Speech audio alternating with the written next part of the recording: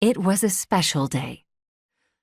My husband and I had just dropped off our two boys with my father-in-law, and were on our way to our scheduled 18-week ultrasound to find out the gender that we had been very eagerly waiting for of our third baby. Although I have loved every second of it, boys had completely outnumbered girls in our house for more than 4 years. Trucks, tractors, dinosaurs, superheroes, and a lot of dirt had taken over my life. And I wondered if this baby might change things up a little bit.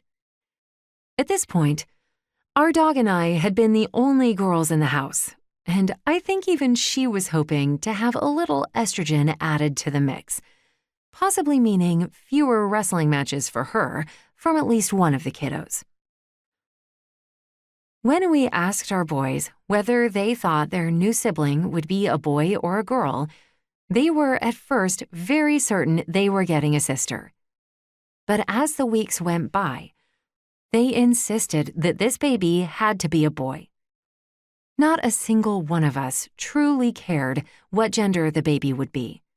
But by then, all of us had been anticipating the news for a very long time. As we drove to the appointment together, I looked out the window, daydreaming about the newest member of our family, who we were about to get to know a little bit better. I kept picturing all the different scenarios of what life was going to be like as we became a family of 5. How much fun life with 3 boys would be, and that I should probably start a separate bank account just for food and emergency room bills.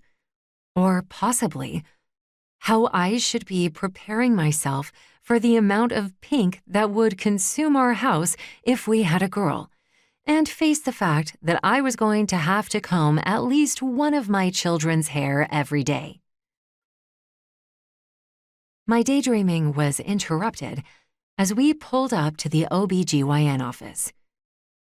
This was the same office I had been to for the last 4 years. The same one that cared and provided for me during my last 2 pregnancies, and the same one where we learned the gender of our other babies. It had become a special place for us. Our conversations with the staff had become more than just the usual check-in mantra. They knew each of us by name and asked about specific details of each of our lives. As we sat in the waiting room that day, I took in each of the women I saw. Some were there by themselves, and I wondered if this was their first pregnancy, or if they had other children elsewhere. Others were there with their families, and I saw the challenge of trying to keep little ones entertained in a quiet waiting room, a challenge I was very familiar with.